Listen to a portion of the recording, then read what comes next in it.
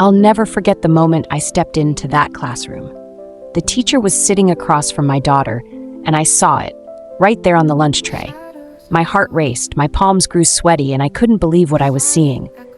How could she do this? I knew I had to confront her, but nothing prepared me for what was about to unfold.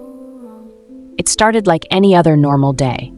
Mia, my 8-year-old daughter, was excited to go to school. She loved her teacher, Mrs. Thompson, and she never failed to tell me stories about what she learned in class every day. That morning, I packed her favorite lunch, a turkey and cheese sandwich, a small apple, and a juice box. I smiled as I watched her carefully tuck the lunchbox into her backpack. "I love you, Mommy," Mia said, giving me a big hug before heading out the door. "I love you too, sweetheart. Be good in school today," I replied, kissing her on the forehead. As she ran out to catch the school bus, I felt a sense of pride wash over me. Mia was growing up so fast, and I was grateful for the bond we shared. The call that changed everything. It was around noon when my phone rang. I was in the middle of some work emails, but when I saw the caller ID, I froze. It was Mrs. Thompson, Mia's teacher. Why is she calling me, I thought. My heart skipped a beat. As a parent, you always dread calls from school. They usually mean something's wrong. "Hello?" I answered, my voice trembling slightly. "Hello, is this Mia's mother?" Mrs. Thompson's voice came through, calm but with an underlying tension that immediately made my stomach knot. "Yes, this is she. Is everything okay?" I asked, now fully alert. "Well, I need you to come to the school. There's something we need to discuss about Mia's lunch. It's better if we talk in person," Mrs. Thompson said, her voice carrying an odd mix of concern and hesitation. Mia's lunch? My mind raced.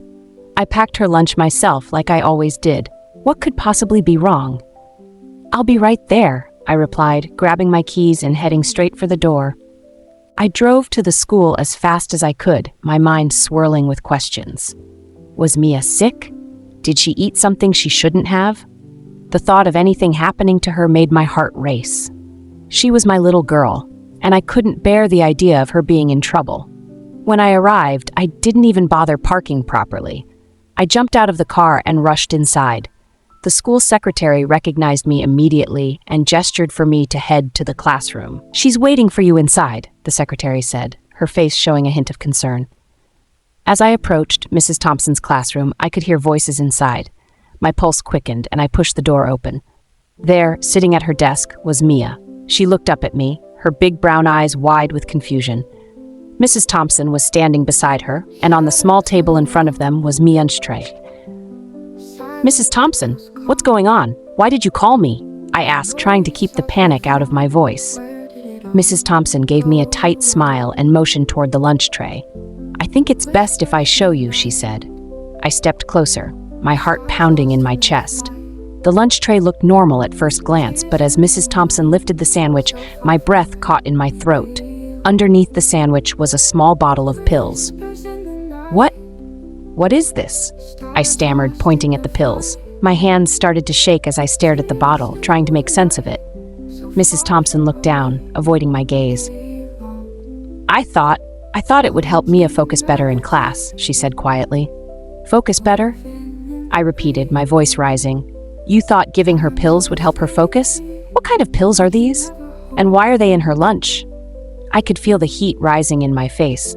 This was beyond anything I had imagined. My mind raced with anger, confusion, and disbelief. How could this teacher, someone I trusted with my daughter, give her pills without even asking me? Mrs. Thompson shifted uncomfortably, wringing her hands. "They're just natural supplements," she explained, her voice shaky. "I've given them to other students who struggle to concentrate. I thought it might help Mia, since she's been a little distracted in class lately." I stared at her, my mouth hanging open. You thought giving my child something without my permission was okay?" I could feel the room getting smaller, the air heavier. Mia sat quietly, watching the exchange between me and her teacher. She looked scared and confused, and that only made my anger grow. "Mrs. Thompson, do you have any idea how dangerous this is? You had no right to give my daughter anything, especially not pills. What if she had an allergic reaction? What if something went wrong?" Tears welled up in Mrs. Thompson's eyes, and she took a step back, clearly overwhelmed by the situation. I didn't mean any harm, she whispered. I've seen other students improve with these supplements, and I just wanted to help Mia. I didn't think... That's the problem, I interrupted, my voice shaking. You didn't think. You didn't think about the consequences. You didn't think about what could have happened. I could feel the eyes of other teachers and students in the hallway, all watching this confrontation unfold, but I didn't care. All I could think about was my daughter and how this woman had crossed a line that should never be crossed. Mia, sweetheart, did you know about this? I asked, turning to my daughter. My voice softened as I knelt down beside her. Mia shook her head, her lip quivering. No, Mommy, she just put them on my tray today. She said it would help me do better in school. My heart ached as I listened to my daughter. She was only 8 years old, too young to understand what had just happened. She trusted her teacher, and that trust had been betrayed. Mia, you don't have to take anything that makes you uncomfortable, I said gently, hugging her tightly. No one has the right to give you something without asking me first. I knew this couldn't end here. I couldn't let Mrs. Thompson get away with this, and I couldn't allow other students to go through what Mia had just experienced. After taking Mia to the car, I marched straight to the principal's office. The principal, Mr. James, looked up in surprise as I stormed into his office. Mrs. Johnson, what seems to be the problem? He asked, concerned by the intensity on my face. I'll tell you what the problem is, I said, my voice quivering with fury.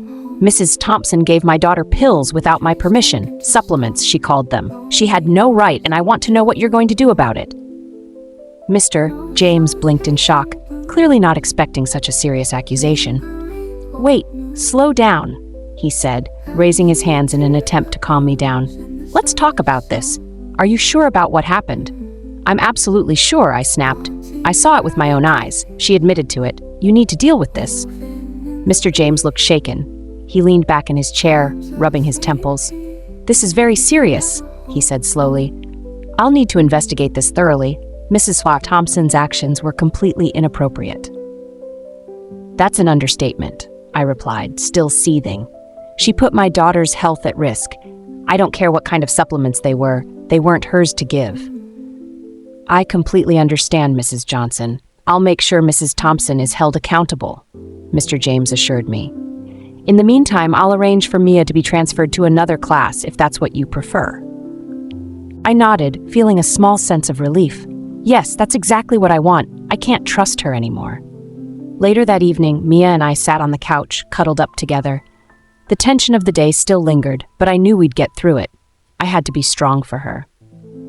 Mommy, am I in trouble? Mia asked softly, looking up at me with big, worried eyes. No, sweetheart, I said, stroking her hair. You didn't do anything wrong. It's Mrs. Thompson who made a mistake, not you. But I don't want to make her sad, Mia said, her voice trembling. She was always nice to me before. I don't want her to lose her job. My heart softened as I looked at my sweet little girl. Even after everything that happened, she was still worried about her teacher. Mia, sometimes people make mistakes, and they have to face the consequences.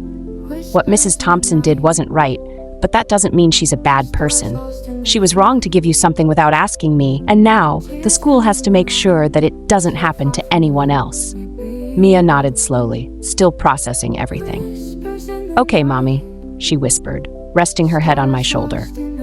We sat there in silence for a while, both of us trying to make sense of the day's events. I knew Mia trusted me to protect her, and that's what I intended to do.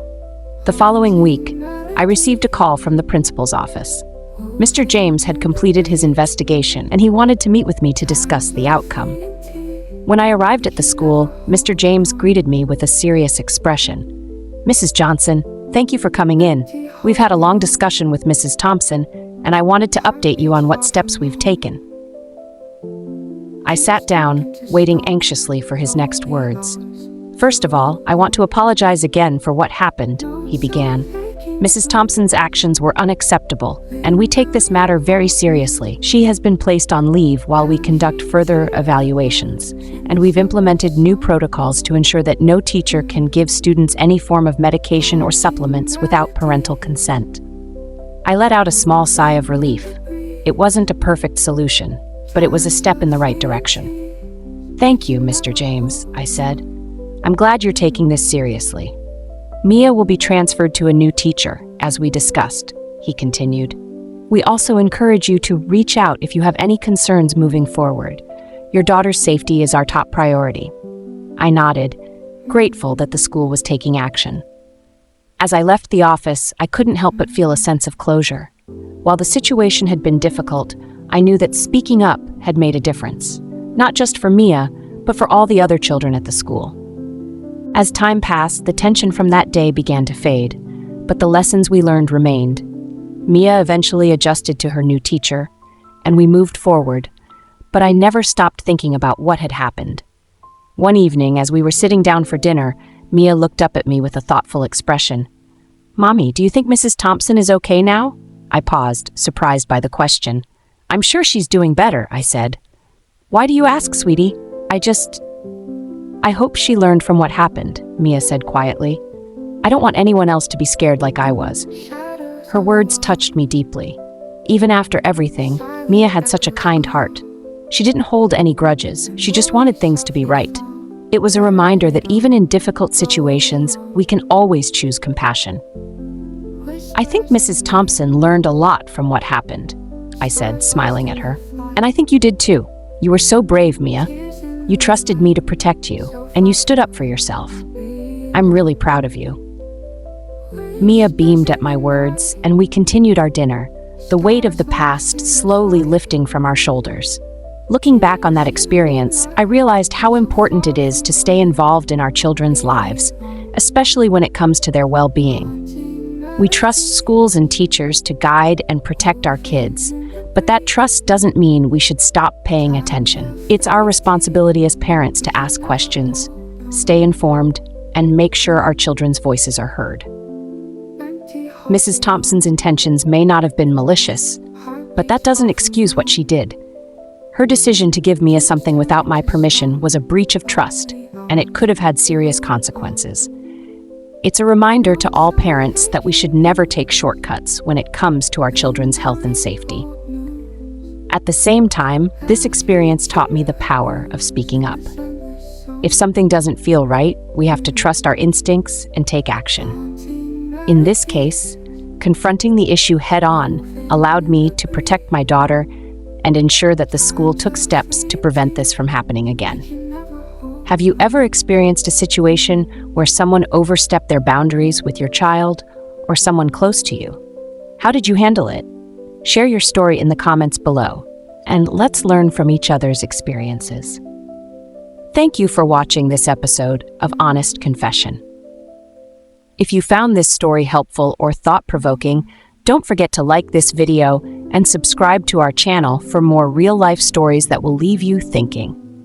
Hit the notification bell so you never miss an update, and feel free to share this video with other parents who might need to hear it.